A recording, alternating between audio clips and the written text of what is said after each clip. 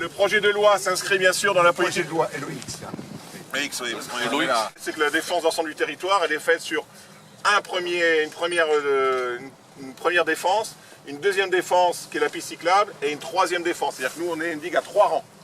T'as mis la défense anti-dorade Voici. Donc pour plus avoir les turbos directement dans la maison et autres dorades. Chantier quand même extrêmement important puisqu'il part à la fois sur de l'enrochement de l'ensemble, puis ensuite une protection du port, qui est quand même assez compliqué. C'est là où il y a des bâtards d'eau. Et ensuite voilà, les bâtards d'eau sur le port. Et on n'a pas pris l'extérieur du port mais l'intérieur. Bon. Bâtard d'eau, protection levée, remise, c'est-à-dire qu'en cas d'alerte, on vient refermer manuellement avec en fait des protections. Et ensuite à la fin, protection à la fin du retour ici, avec pas de planche dans les marais. Donc on a un projet environnemental, monsieur le préfet, extrêmement complexe, où il a fallu quand même trouver beaucoup de solutions. Et la deuxième défense, Lionel, alors c'est le... Alors deuxième défense, elle a été naturelle, c'est quand on a refait la piste cyclable, on l'a remontée. Et deuxième défense en fait, avec tout l'ensemble qui monte. Et ensuite la troisième défense, c'est la dernière butte avant la commune. En cas de franchissement et de brèche, alors, dans le calcul de brèche, il y a calcul et calcul, mais peu importe, s'il y a brèche, l'eau rentre dans une première protection. Il faudrait, je dirais, comme un employé d'eau dans le village, qu'il y ait une brèche, 2 brèches, 3 brèches, de suite, sur 3 édifices différents. Et c'est tout le niveau du travail de la fosse de loi, aussi bien ce qu'il fera pour la Quarde, qui sera lancée l'année prochaine, si tout va bien, monsieur le préfet, avec les autorisations, mais le dossier est déposé chez vous. C'est des travaux, bien sûr, où on ne défend pas sur un seul côté.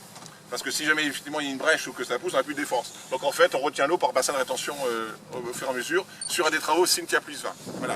Je pense que vous avez commencé à avoir froid. Donc on va marcher dans la boue, ça va vous faire du bien. Non, ça les femmes et les enfants seront sauvés. Pour les hommes,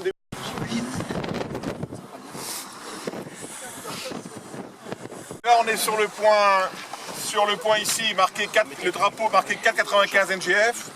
C'est donc le niveau actuel de travaux qui va être restitué, soit 80 cm par rapport à l'existant, et le jour de Cynthia.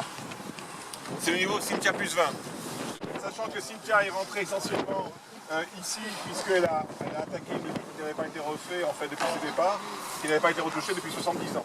La ligne verte qui est derrière, vous voyez à peu près, c'est les maisons. Vous avez dans le prolongement du mur derrière, pour ceux qui ont une très bonne vue, un drapeau bleu. Voilà. Ça, c'est la troisième ligne de défense. Alors, on se voit régulièrement avec les services de l'État. Tous les 2 mois, on fait des grosses réunions où on passe en revue l'ensemble des projets.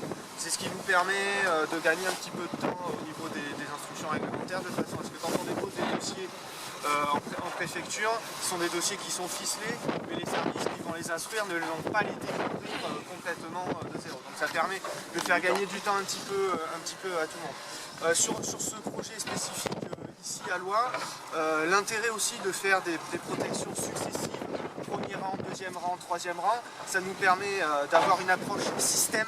On parle de système de protection, c'est la combinaison de différents ouvrages qui va donner le niveau de protection final. Ça nous permet aussi de faire des ouvrages qui sont moins hauts, plus faciles à tenir, plus faciles à construire et à entretenir, et plus faciles aussi à intégrer dans le paysage, surtout le paysage spécifique de l'île de Ré. On est dans des composantes qui sont plutôt horizontales, donc dès qu'on fait quelque chose de haut, ça va se voir. Vous avez intégré le rôle du système hydraulique derrière? Voilà, c'est vraiment la stratégie qu'on a adoptée sur ce secteur-là, c'est qu'on a la chance d'avoir une zone qui puisse tamponner entre le trait de côte et le village, et c'est cette zone-là qu'on met à contribution en cas d'événement extrême.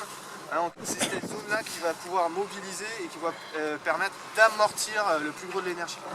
Et avec un système de réessuyage pour ensuite reconstruire. Et il y a un travail sur la résilience, effectivement, Envoyer la mer. voilà, où on reprend l'ensemble des ouvrages hydrauliques pour pouvoir réessuyer en un minimum de temps. Voilà, et avoir un retour à la normale rapide. Entreprise Guintoli, on est adjudicataire du marché, on appartient au groupe NGE. En pied, on réalise une butée qui permet de maintenir l'ouvrage et d'ancrer l'ouvrage.